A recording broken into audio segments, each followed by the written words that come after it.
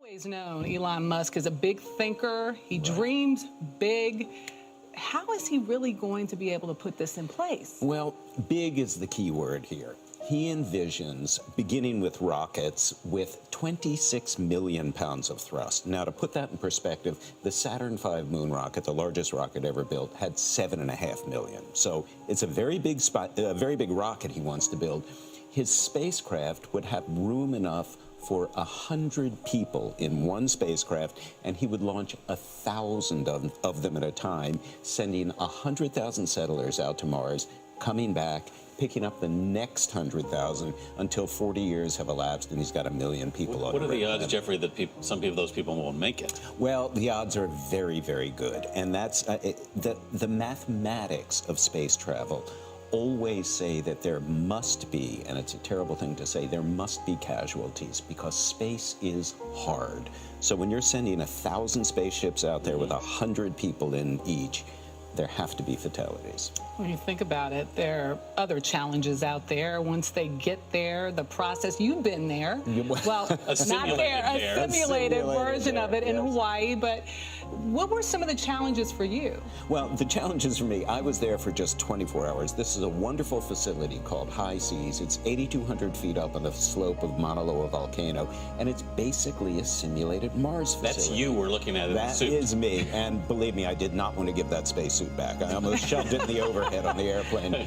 So I was there for just 24 hours, but there is a crew that just left after 1 year inside, and they live as if they're on Mars. They have a 20-minute light time delay in all of their emails because that's what it would take to get signals back and forth to Earth. They can't go outside without spacesuits, but it's a way of testing crew cohesion and crew psychology over the term of a long-term stay. The crew physicist with you says if you're claustrophobic, if you don't like people, if you can't adapt to a new environment, if you're a picky eater, you shouldn't do this. Yes, which is why I was only there for 24 hours, because I thought, that's me. That's me. That's me. But it's a mental test, right?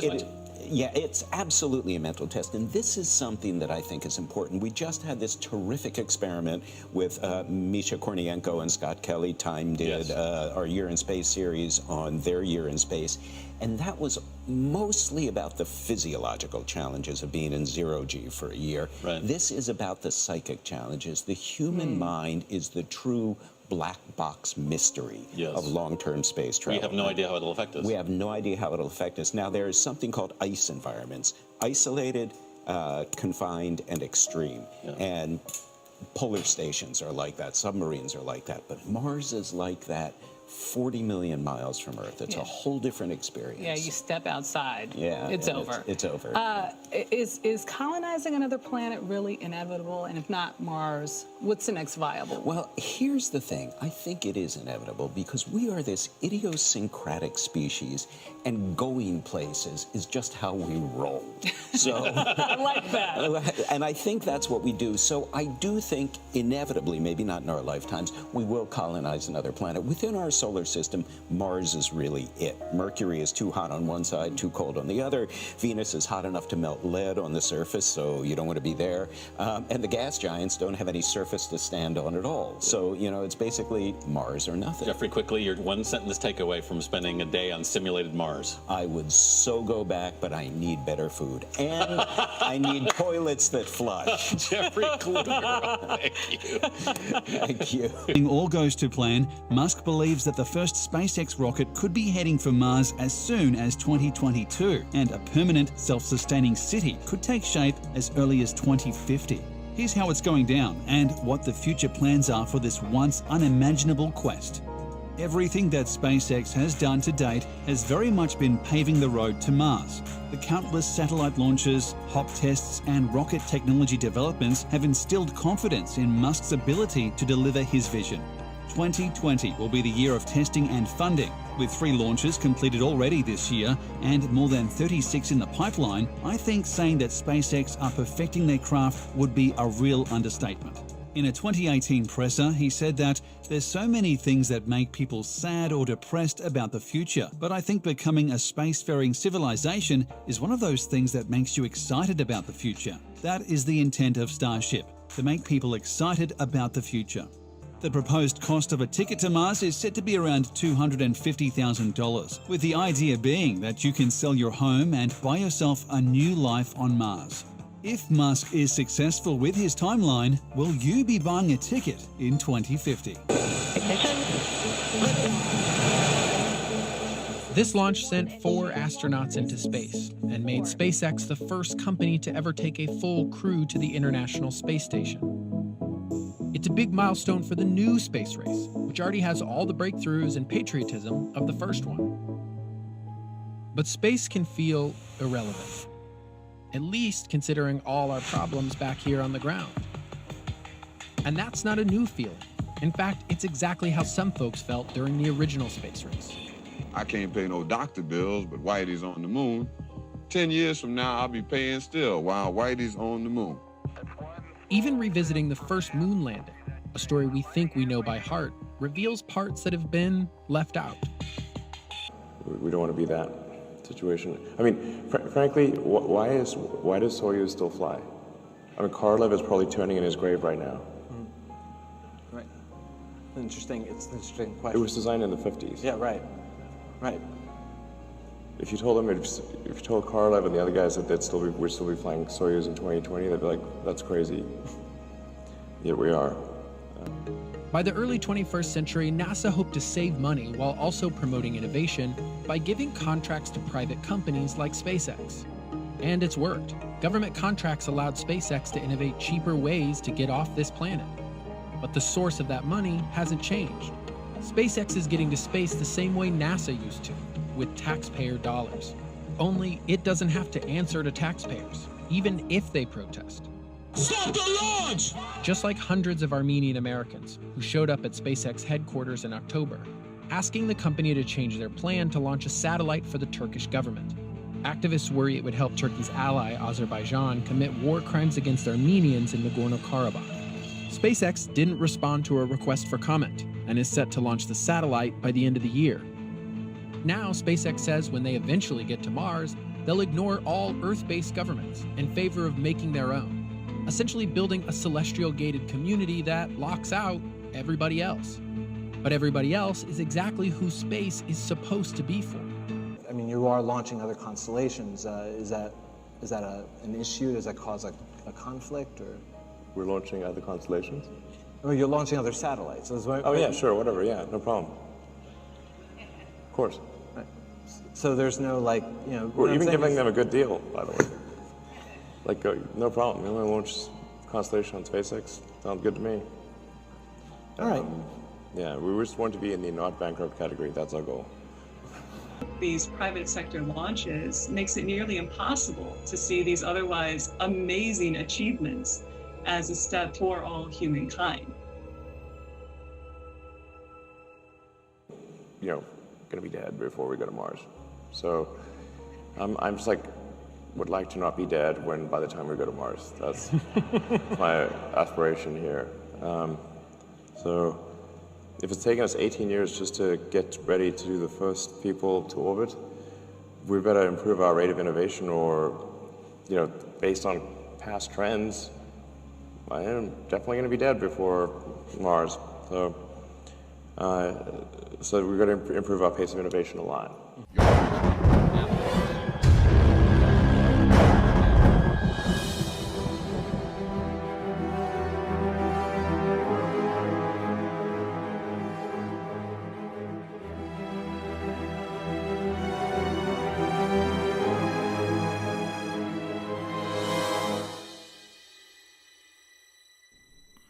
Touché, Mr. Musk. Touché.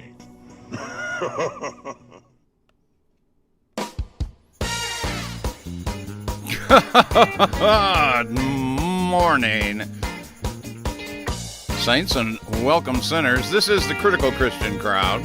I'm your laconic lay leader, Fisherman in the Box, otherwise known as the Triple L. You got to love them enough to tell them the truth. That's what we're talking about here this morning. It's Sunday morning. So get yourself a cup of coffee. And it is going to be a wonderful, wonderful offering this morning. So good morning, saints. Nice to see you all here. It is a quiet chat this morning. My good cat lady friend is here. So good morning, April. Nice to see you this morning. Yeah, it's been quiet. Quiet. Too bad for them. More truth for us. What a mess. What an Elon Musk oil mess. That's all I have to say about that right there. All right, let's get today's panel up here on the wall here. Should we? Because this is what we're going to talk about. Elon's Martian MuskOil. He's, as the intro told everybody there, he's selling tickets to Mars. Step right up. Hurry. Get your ticket here. Only $250,000. Take the adventure of a lifetime. Join Elon and 999 of your best friends to an adventure that'll take you 40 million miles away from the wobbling, twirling, spinning, flying, bobbing, tilted, orbiting, hot molten center, sticky water ball. Elon's going to Mars. Amazing. Absolutely amazing. And as the clip said, only cost you $250,000. Like they said, they're starting the narrative right now. Things are going to get so bad, you're going to have to sell your house, sell all your belongings. Follow Jesus? No. Go follow Elon. Follow Elon to the most high place, outer space. See what we're doing here? Anybody seeing what we're doing here yet? Anybody seeing what we're doing here yet? For those of you who like to do a little Hebrew study, a little word study. Elon, Hebrew, Masoretic, God, Most High. Take out the Y, and what do you got? I don't know. Have I stumbled on something here, saints? Tell me. Tell me do. Anyway. You can worship all the evil you want, but as for me and mine and my house, we worship the Most High, Jesus Christ, our Lord and Savior. So anyway, that's old Elon's game plan for the future. And we got all sorts of Elon news just this week. Within the past 7 days, 10 days, Elon became the richest man in the world. Richest man in the world. Did you know that? I didn't know that. Yeah. all them Silicon Valley boys, that Mother Zucker and Bozo, Jeff Bozo. And he took Jeff Bozo's place. It's not Bozo, it's Bezo, you dummy. Thank you, Margaret. Thank you so much. I know what the man's name is. I'm just having some semantical hijinks this morning, okay? Anyway. So, yeah, he's the richest man in the world, and according to one report, he said he was going to sell everything he owns and throw it all into his quest to go to Mars and colonize Mars. That's all he wants to do. So good for him. Congratulations, Elon. We're more than excited for you. More than excited for you. It's just amazing. I mean, it's just absolutely amazing to me. The financial reports that came out today, Tesla stock, Elon's Tesla electric car company, not the super genius, the only genius of the 20th century, Nikola Tesla. No, not that Tesla. Tesla, the electric car. Once again, they counterfeit truth, they counterfeit righteousness, and put their filthy, disgusting hands all over it. So his electric car company, Tesla, guess what that stock went up during these last 12 months of pre-cuckoo for cocoa vid and full-blown cuckoo for cocoa vid, new variant 1 and 2 cuckoo for cocoa vid. For those of you at home counting, we now have three strains of cuckoo for cocoa vid. We have the original cuckoo for cocoa vid, we have the new variant, and then we have the new variant. So it's never going away. So in the last 12 months, Elon Musk's stock in his electric car company, Tesla, increased by, I hope you're sitting down, Saints, 700%. 700%. I don't know what the math is on that, and that's why I got fired from NASA, because my math skills were just terrible. I said, I just wanted to work in the fuse room anyway, but you guys put me over here in the math department, so it's your bad, not mine.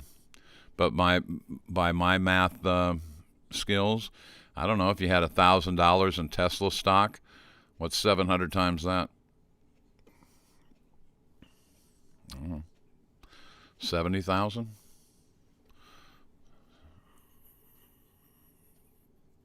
I think it is. Maybe it's more. Maybe it's $250,000. I don't know. But anyway, so he's the richest man in the world. His stock is soaring. The only people who made just enormous amounts of money through this whole cuckoo for cocoa vid thing, all the Silicon Valley boys, Elon, Little Billy, Wild Bill, you know who, Gates, and don't forget his wife Melinda. She's a good-looking woman. Maybe. I don't know. It's Margaret, demon witch back there, just sits there and stares at me all morning long. Terrible audio engineer. So yeah, Elon's stock and Tesla went up 700%, and I thought it was just about 30 days ago that Elon was almost broke. Well, nope, guess not. Everything changed. So good for them. Congratulations, billionaires. Now you're super billionaires, and none of us common folk, none of us dirt dwellers can make any money or gather or go to church or do anything. But it's fun. You got to be happy. These are great times we're living in, folks. These are great, great times we're living in. So, yeah, for Elon to take all these people to the red planet, 40 million miles away, okay? I want you to get your pens and papers out this morning. Do some NASA math with me. Maybe I can get my job back at NASA if I do this correctly. But the moon, which we see quite clearly, quite often, almost on a daily basis, if they'll stop spraying that solar junk in the sky to block the sun. Yeah, it's only 239,000 miles away, not even 250,000 miles away, according to NASA. Now, we know it's much, much closer.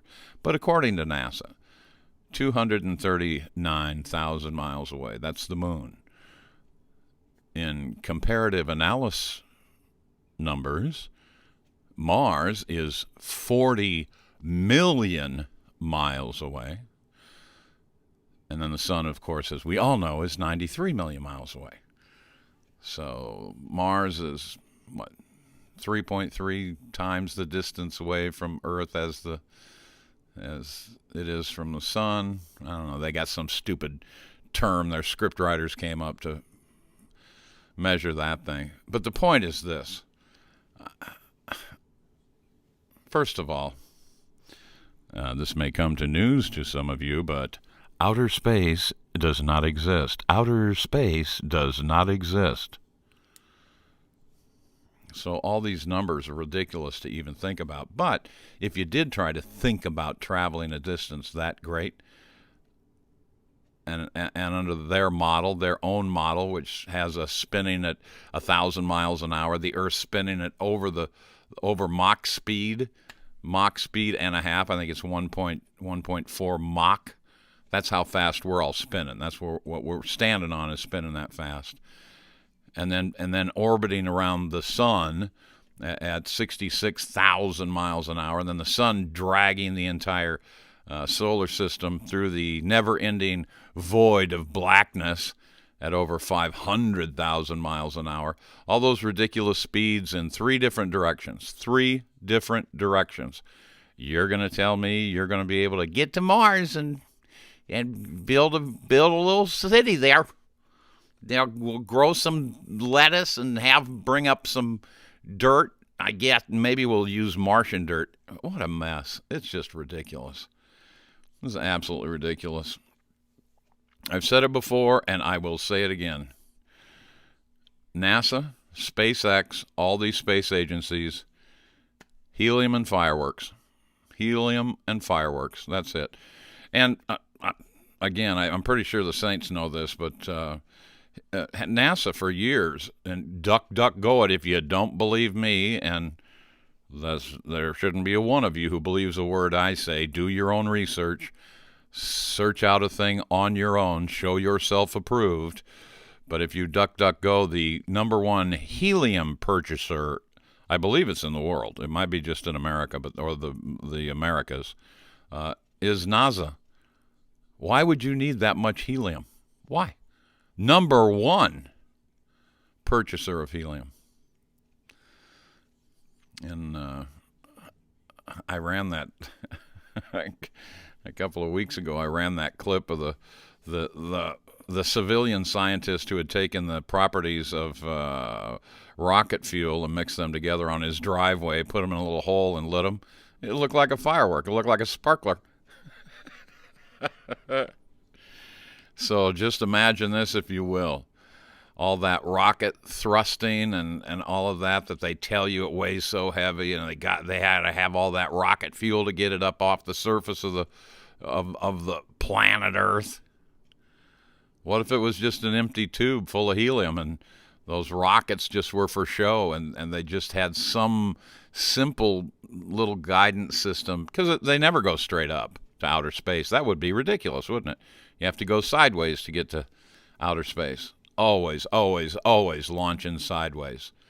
You know, they could put all the FE people, all the biblical cosmologists. They could shut them up real quick if they just shoot one of those rockets straight up. But they won't do that, will they, folks? And here's another thing. This you're always going to, and I'm going to play the NASA's busted clip this morning. We've been waiting long enough. people are either getting out of church or they're getting ready to go to church. I don't know. Anyway, good morning, Jen, Tony, all the saints. What was I talking about? Shoot, I know I shouldn't do that. The NASA busted thing. When they're up in the International Space Station, the outer Floatyville, in their Floatyville tube. Keep this thought in mind, folks. And you can use this when you come up against those people who have that cognitive dissonance about outer space. They just can't get over the fact that someone would lie to them about the shape of the earth, the description of the heavens, as the Bible describes both, and the fact that their teachers would have lied to them. They can't get past that. They don't understand that this has only been in existence for probably less than 150 years, 500 years since the whole theory was put together and pitched to the church, which they originally declined. But it's not that new of a theory. But keep this thought in mind. You ever go on a long trip in a car, and if there's any sort of topography upon the route in which you travel to get from point A to point B, and you roll your windows up, maybe you got your heater on or your air conditioner on, and all the windows are tight, right? And then after a while, your ears will fill up. The pressure from within that car will build up. And that's why you always say, roll down your windows, let my ears pop. You know, if you go up over a hill or do something like that, your ears will fill up. That's your inner ear workings. That's called the vestibular system. Vestibular system. I hope I'm pronouncing that right. Yeah. And it can play havoc on people down here on the static breath realm. And here's what NASA wants you to believe. That when people put on their spacesuits and when they get enclosed in that capsule to go up to Floatyville, right? As soon as they lock that capsule door and start pressurizing that capsule, they don't get to pop their ears until they come back to Earth. There's no place to pop them because they're just moving from pressurized system to pressurized system. There's no place to release. None. So if I ever got to sit down with any of these space knobs, these astrophysicists, I would say, you're going to have to explain that to me. Plus, the inner ear is what keeps you from falling over in microgravity. They don't call it anti-gravity anymore because that sounds too much like Antichrist. But in microgravity, the inner ear fluids, it's no big deal. They just float around upside down and, just do all that. And it's no big deal. So I don't believe them. I just don't believe them. I think the physicality of that, the physics of it, that's the word I'm looking for. I just don't believe them. Plus, there's a grounding problem too. You have a grounding problem. I mean, if you left this Earth on a space capsule, went up into space, and then got back in a capsule and then came to Earth, I would think the electricity that had built up on that vehicle from where you were for that amount of time, as soon as you hit the atmosphere, you might blow up, and definitely when you touch the ground, you'd blow up. Airplanes have. I was just going over my biblical cosmology journal that I kept when I was doing all my research on this, and airplanes have I think they call, is it a capacitor? Anyway. Airplanes have something that will take that ground electrical charge out before they land. Otherwise, just like static electricity, you walk around long enough on your shag rug carpet, like a shag rug car. If you walk around long enough on your shag rug carpet, you're going to build up some static electricity. Touch something, it'll get you. It'll get you. So. Let's see here. Yeah, so I don't believe any of that stuff. And going to Mars, it's ridiculous. Absolutely ridiculous. All right. I see the chat is slightly building. Sundays are always slow days. I don't think we'll make the double digits today, boys and girls. And it's too bad because they're going to miss out. Since we're talking about the International Space Station, let's, maybe I'll hold it off for a second. The other big space news is here, and I've always asked them too. They're always talking about how long people have been there in that intro. Mark Kelly, the astronaut we all know, he had spent a year and set the record. And then Peggy Whitson, the female astronaut who we all remember spent 666 days on the International Space Station, the Iowa astronaut, Peggy Whitson. Apparently she must have done something bad because they've more or less written her out of their journals, because this new Christina Cook girl from North Carolina, she's the new record holder for females, and she wasn't up there near as long as Peggy Whitson was, but they talk about it all the time. And they keep sending women back up to figure out, I don't want even to go into the perimenstrual cycles of women in outer space. Outer space pads. I don't know. It just doesn't make any sense to me. And we don't even have to go into the toilet to figure out what a mess that would be to try to,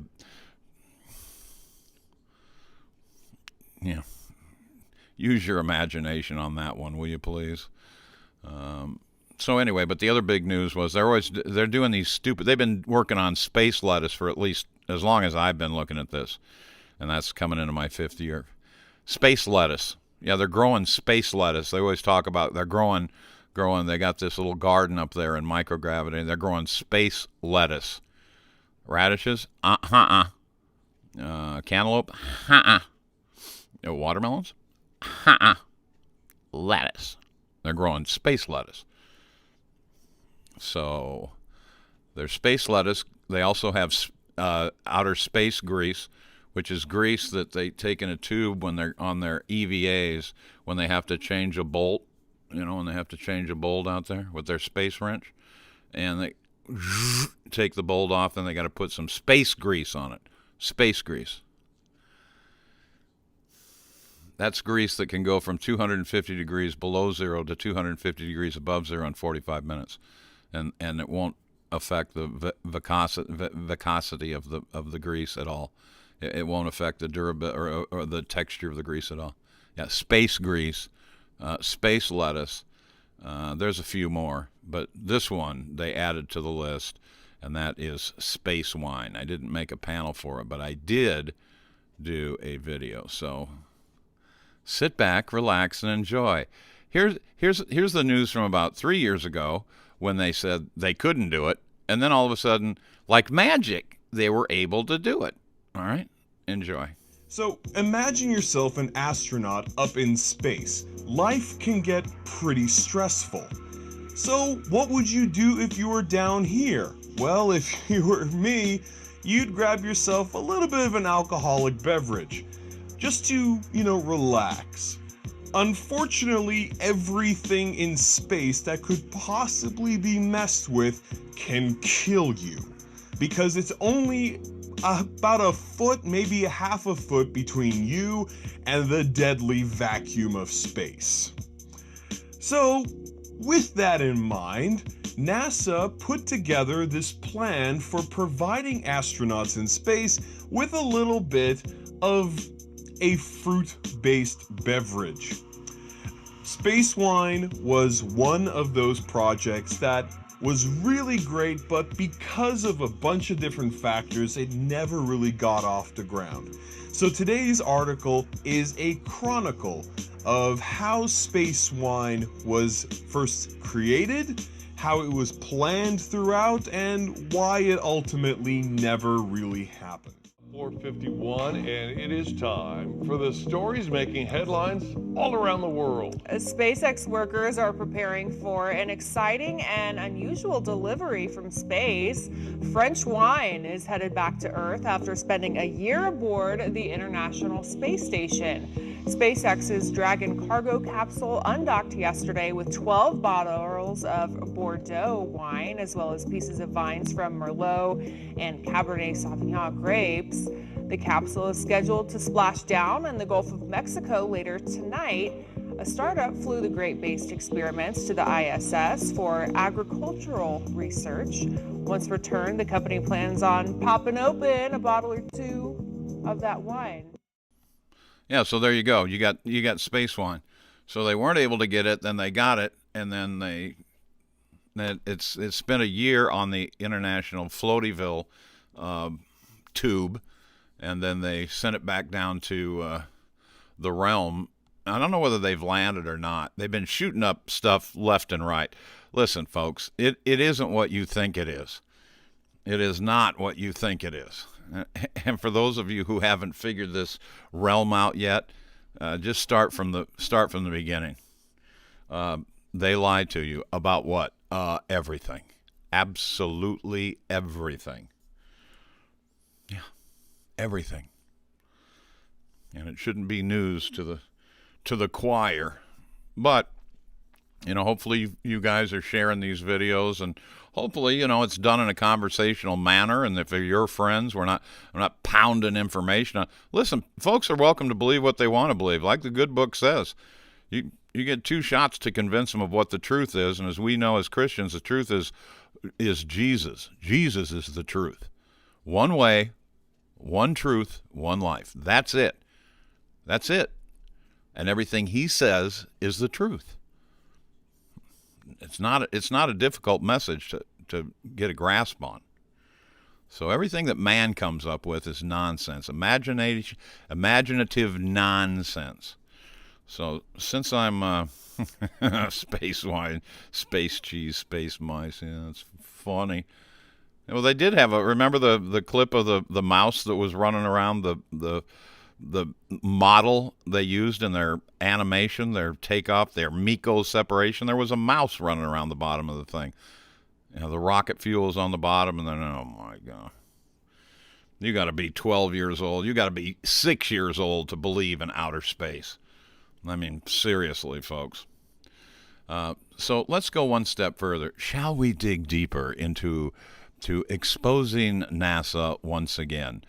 I don't have to tell you guys, there are mountains, reels, miles of documented NASA.gov provided video footage of their harness and CGI masking mistakes and nonsense and just absolute lack of, attentiveness to the illusion that they're trying to pull off.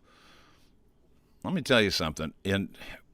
We always had magic acts, big illusion acts in all of the theatrical presentations that I did over the course of my 30-plus years. We always had a magic trick of some sort because it's magical. The only time that we would get serious show notes is if someone made a mistake in the execution of that trick. If someone made a blatant mistake, you'd get the speed call to the manager's office, to the director's office. You didn't want to make those mistakes. And NASA, these knuckleheads, they do it all the time. So let me set this up for you. I did a narration over the top of this thing, so I don't have to talk over it. But and it's B footage. It's raw footage because I was camera capturing the clip, and then I was able to manipulate the video. Now the video is a little muddled, a little muggy, a little foggy, a little blurry, but you'll get the idea of it. But here's the premise, right? Here is the premise. There were 3 astronauts in the International Floatyville can, and 4 new ones. The first four from SpaceX were coming up. So they were going to do a welcome ceremony, and they did all of these ground to space communications, one from the Japanese bigwig over there, because one of these guys is from Japan, and then there were a couple others it was a big welcoming ceremony, right? So they get themselves all positioned, and whether some are on harnesses or whether they're just standing there or whether one group's in another room and one group's in a different room, believe me, the augmented virtual realities of what they can accomplish now, it's tough to catch them doing something wrong, really tough.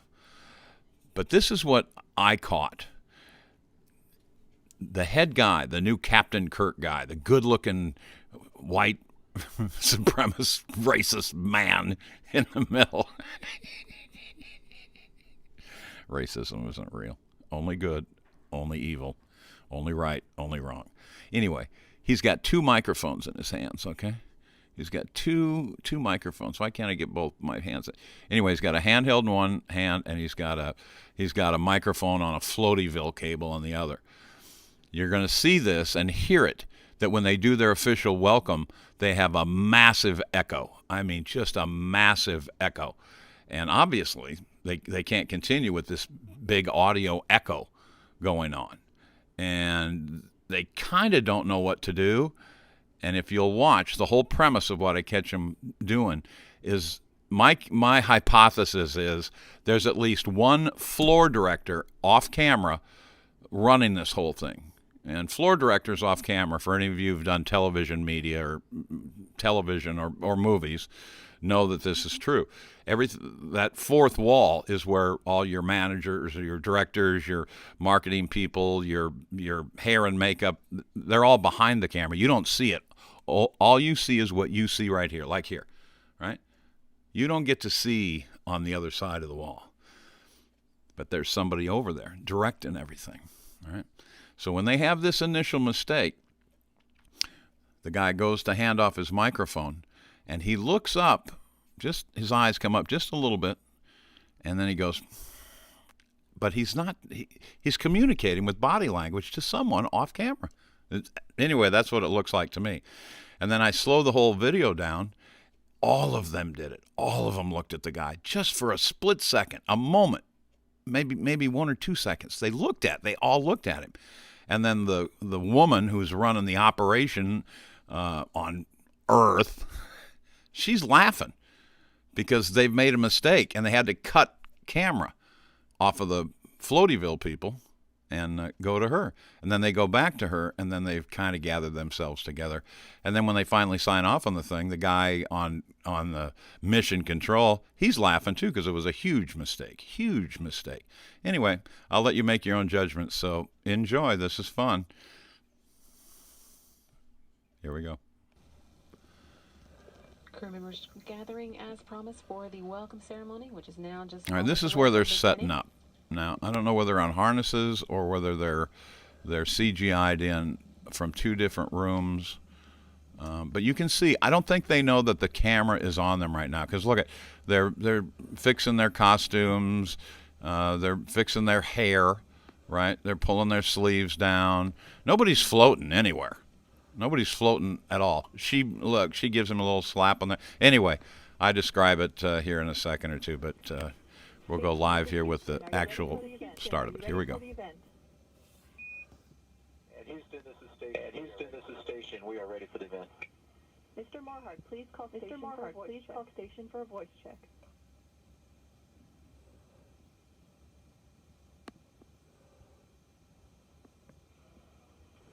Miss Leaders, please call station for a voice check. Hi, this is Kathy Leaders. Here at the Johnson Space Center in Houston. How do you hear me? Recently, I was filming the arrival of the 4 new astronauts up on the International Space Station that's floating around up there in Floatyville. And they were going to do an official welcome for these guys. I don't know whether they knew they were on camera or they forgot they're on camera, but nobody's floating. They're all just standing. And you can see the new girl that came up there with the Captain Kirk guy, that she's messing with him, slapping him in the face. They're just having fun. They're doing theatrical things. They wipe a little spit from your face, right? Because they're getting ready to go on camera. Like I said, I don't know whether they forgot or not, but anyway, they go, okay, are you ready for the thing? And I want the guy with the 2 microphones. I want you to watch closely here. Uh-oh, there's an echo.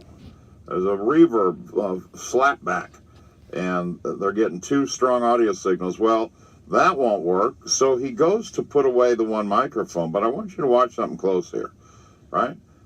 You can see in his left hand he's got the cable floaty microphone.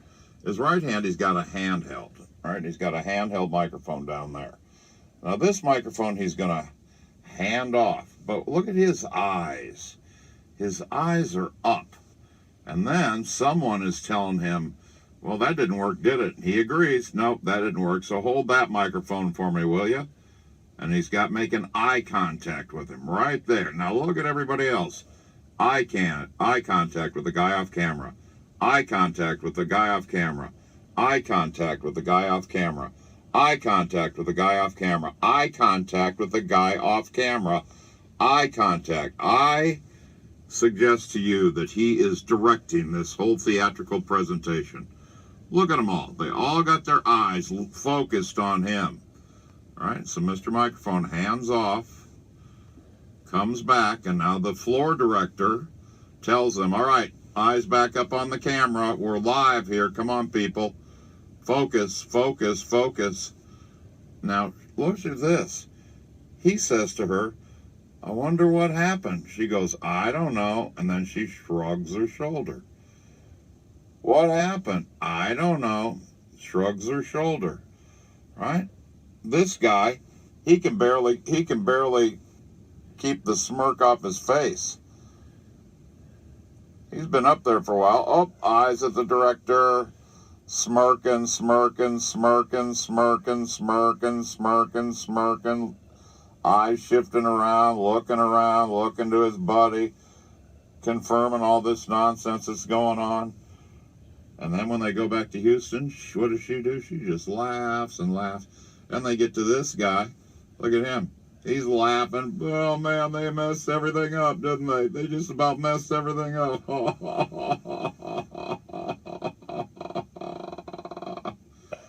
Folks, I'm telling you, it's a big joke. They're all in on it. I'm in on it. My crowd's in on it. But there's a whole bunch of people who don't get this is all theater. So that's my point, and that's my contention. Is that I don't know whether they're in a different room and they have to come out for these things, because whenever they go on camera, they're all well dressed. They're starched perfectly. We're to believe that they're up there without any washing machines, without any irons, microgravity, none of that stuff. You couldn't press anything, or if you could, it just doesn't make any sense. Every time they do an interactive interview, they're put together like they were going to church. Come on, folks. You got to use your noggins. Yeah, and he did. He threw up the old threes. Yep. Y'all ready? And he threw it right up. Amazing. See those eyes to see? So anyway. You just made the list. You just made the list. He's been on the list for a while. Yeah. Anyway, I enjoyed it. I don't know whether y'all caught it or not, but yeah, you should watch it on an iPad or a HD TV monitor screen. A couple more points on that intro too. You know, Elon said that, and I didn't know this.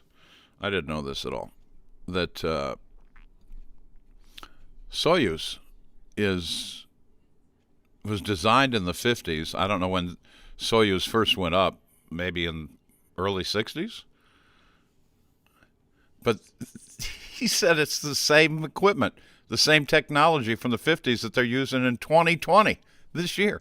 Soyuz has never been updated, upgraded. No. Because remember, for the last 10 years, or since they got rid of the space shuttle program, they've been bumming rides from the Russians.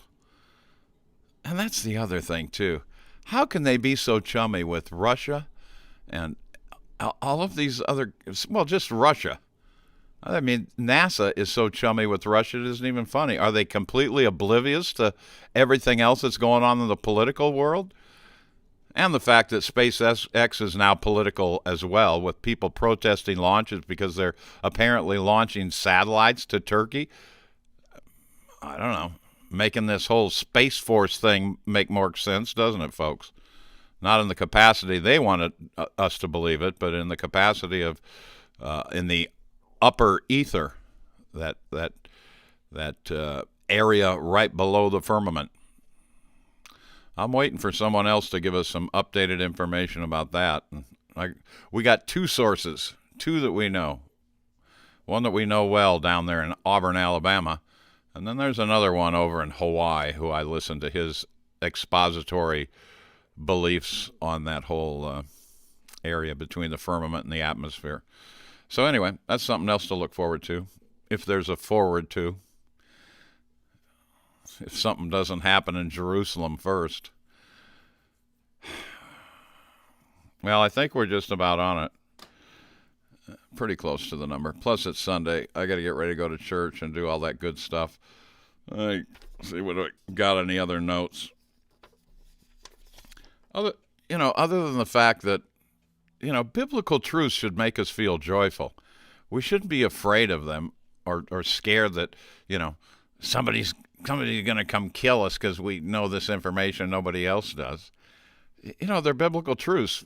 Folks, believe what you want to believe. That's what I tell everybody. Listen, if you want to believe in a flying, spinning, whirling, twirling, orbiting, hot molten center, sticky, upside down, sideways water ball, believe in it. I don't care. That's up to you. But the fact that we know what we know, at least for me, brings great joy to me. And there's 7 of them for me that were huge. And once I got that understanding, once I got that divine intervention, once I got that download from the heavens, man, it makes this walk on this realm a whole lot easier. So, yeah, guys like this don't scare me anymore. Aliens came and they had only that much more intelligence than us.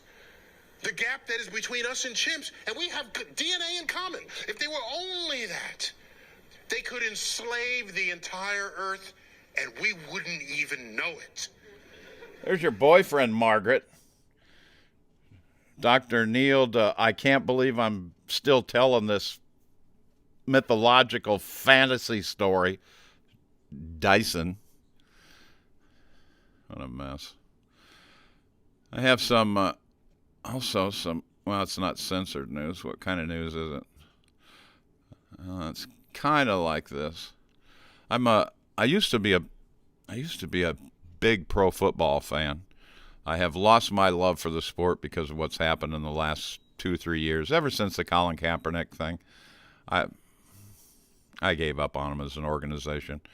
But boy, being a Green Bay Packer fan and being as old as I am, I have memories of the very first Super Bowl, all of them. And I've always been a Green Bay Packer fan. And this year, with the Cuckoo for Cocoa vid, I didn't even know how they were going to how they even going to attempt to have a season with 32 different cities and a global pandemic. I was like, how is this going to work? Well, these guys going to play football with a mask on? No, they don't. They don't. Because apparently the Cuckoo for Cocoa vid is really bad up in the stadium. It's kind of bad on the sidelines. Because some guys wear the mask, the face diaper, the face pad, and then out on the field, there's no cuckoo for COVID, none. So it's amazing. But anyway, when they started the season, and unfortunately, the Green Bay Packers, Titletown, USA, is the worst. In one end zone, it says like we're all in this together, or some nonsense. But on the other, I think it's the south end zone, it says end racism. End racism. And I kept saying, do you guys know who your quarterback is? He's the number 1 quarterback in the league. He's white as the pure driven slow, and he is supreme over everyone. And a majority of the players that he is supreme over are, say it with me, boys and girls, they're black.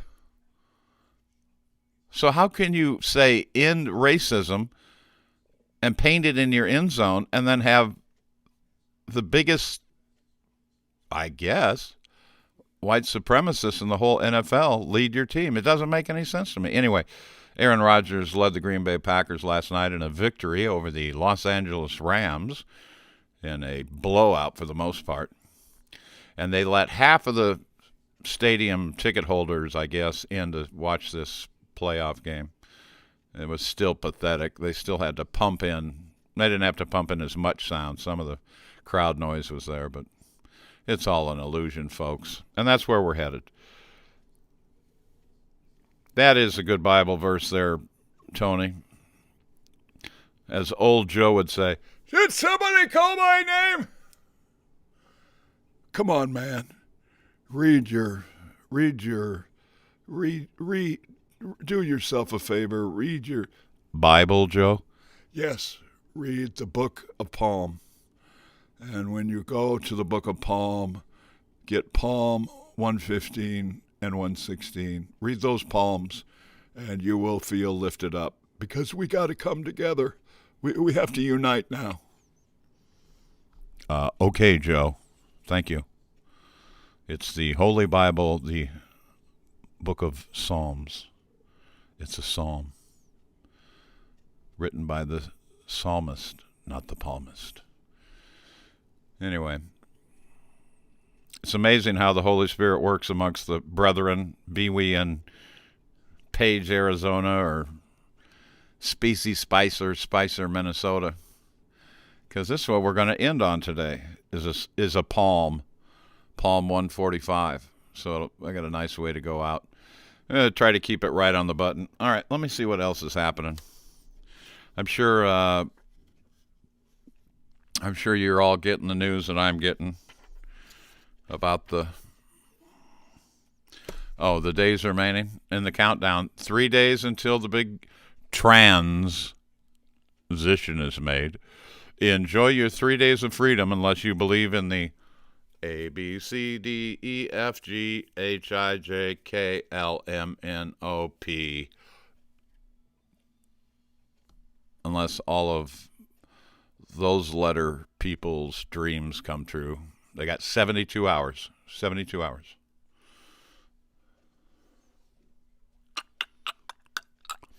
I think the DJT is in the state of TEXAS, and they just might make him king. Fine with me. I'll move to Texas. All right. I think that's about everything.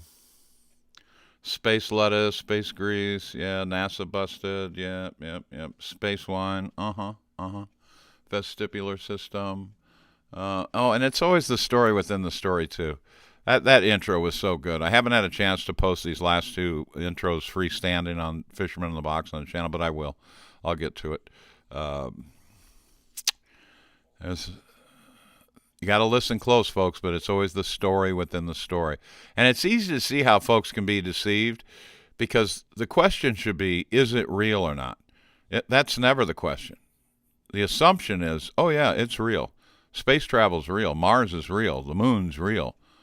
Then they start the conversation about how to get there, what we take there, and then the disputations, the debates become about the story within the story. No, the real story is it real or not? Answer that one first. And you all know where I stand on this one. I just need one astrophysicist to tell me how many straight lines there are on a sphere. Answer me honestly. And tell me, too, that what NASA shows us from the International Floatyville Tin Can is a perfectly round sphere. We see it by their cameras, by their own admission. And it's not pear-shaped. It's a perfect sphere. There are no straight lines on a sphere. By a sphere's very definition, perpetual curvature in every direction. From point to point, pick any point anywhere on a sphere, connect the two, put a line from that point to that point, anywhere. And it's perpetual curvature. Put it into train tracks or anything else that's built on this static breadth realm that is FLAT. What do you think about that, Margaret? Mr. Moose? Fish on the wall? All right. I'm actually organized for the closer this morning. Well, God bless you, Saints. I don't think we hit double digits, but Jalen, thank you. Tony, always good to see you in there. April, thank you much. April was here keeping me company from the beginning. Promise Kept. Boy, oh boy, Promise Kept, you do such a good job. Thank you, my friend. All of you do. And I love you. It's a great little fellowship we have. We together are the Spoudazo Ecclesia. And we have good fun. We have good fun. We rejoice in the Lord, and we trust in the Lord and know that all things will be added, right? So, may the peace and love and joy that we can only find in Jesus Christ, our Lord and Savior, be with you this day and every day. God bless you all, saints.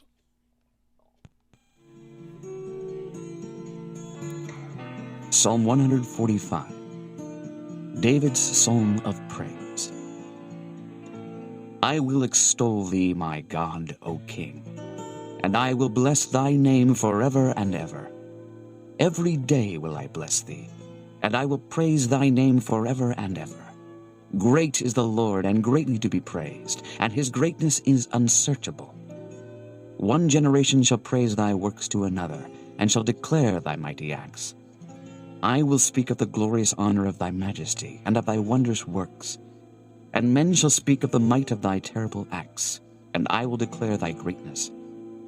They shall abundantly utter the memory of thy great goodness, and shall sing of thy righteousness. The Lord is gracious and full of compassion, slow to anger, and of great mercy. The Lord is good to all, and his tender mercies are over all his works. All thy works shall praise thee, O Lord, and thy saints shall bless thee. They shall speak of the glory of thy kingdom, and talk of thy power, to make known to the sons of men his mighty acts, and the glorious majesty of his kingdom. Thy kingdom is an everlasting kingdom, and thy dominion endureth throughout all generations. The Lord upholdeth all that fall, and raiseth up all those that be bowed down. The eyes of all wait upon thee, and thou givest them their meat in due season. Thou openest thine hand, and satisfiest the desire of every living thing. The Lord is righteous in all his ways, and holy in all his works. The Lord is nigh unto all them that call upon him, to all that call upon him in truth. He will fulfill the desire of them that fear him. He also will hear their cry, and will save them. The Lord preserveth all them that love him, but all the wicked will he destroy. My mouth shall speak the praise of the Lord, and let all flesh bless his holy name forever and ever.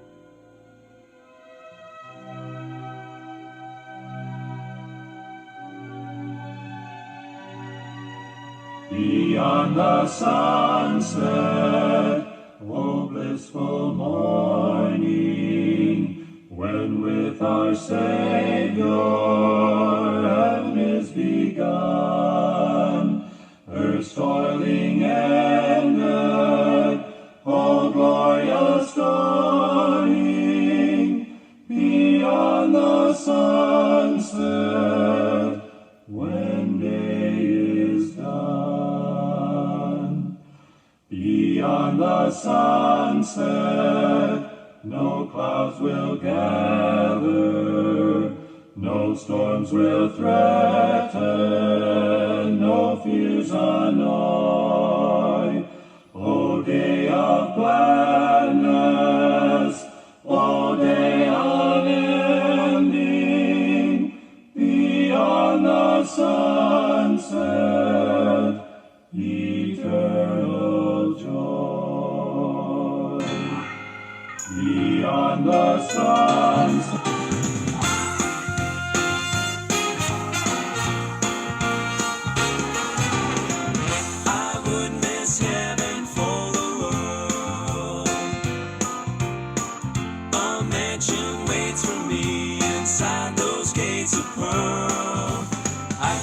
Trade this world's glory for the one that's waiting for me. I would miss heaven for the world.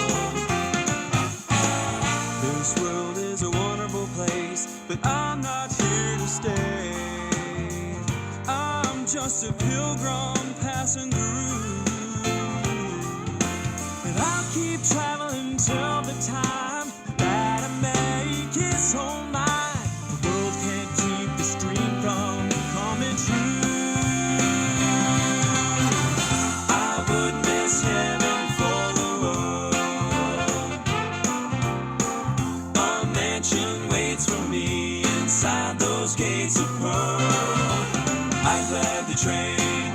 world's glory, for the one that's waiting for me.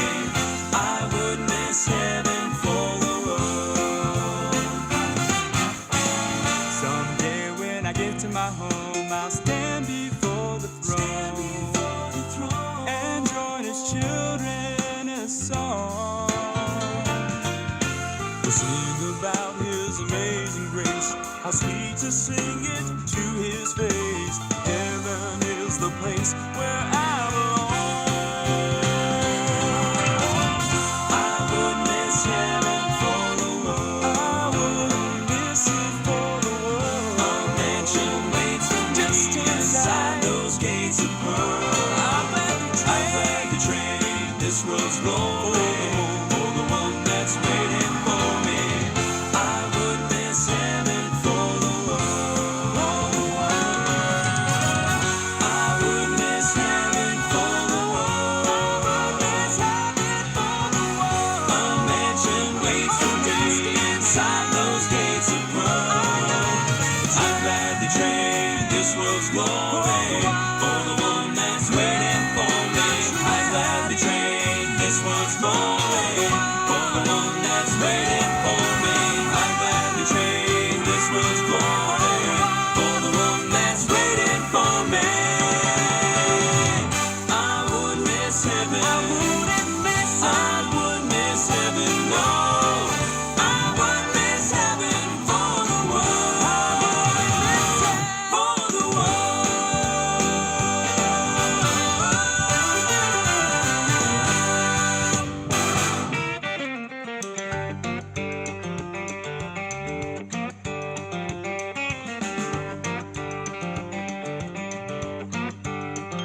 I'm gonna tell you about the coming of the judgment. Fare thee well, fare thee well. I'm gonna tell you about the coming of the judgment. Fare thee well, fare thee well.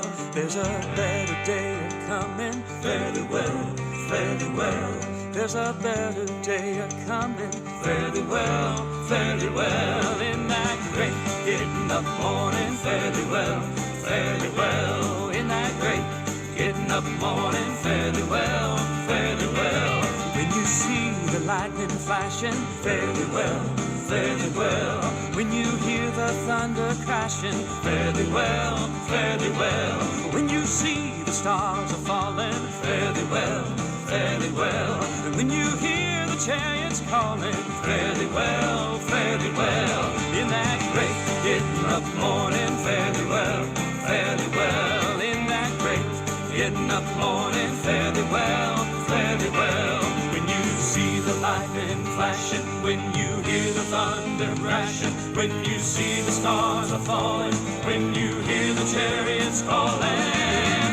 Good news, chariots are coming, good news, chariots are coming, so glad. Chariots are coming and I don't want to be left out. Well, there's a long white robe in the heaven I know. Long white robe in the heavens I know. Long white robe in the heavens I know. I said good news, chariots are coming, good news, chariots are coming, so glad. Chariots are coming and I don't want to be left out.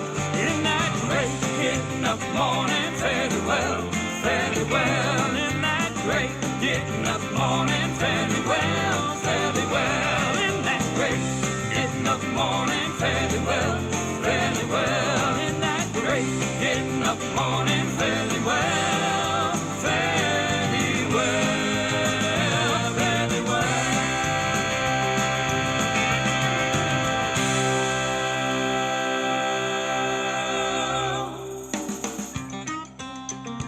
Fare thee well, fare thee well, fare thee well.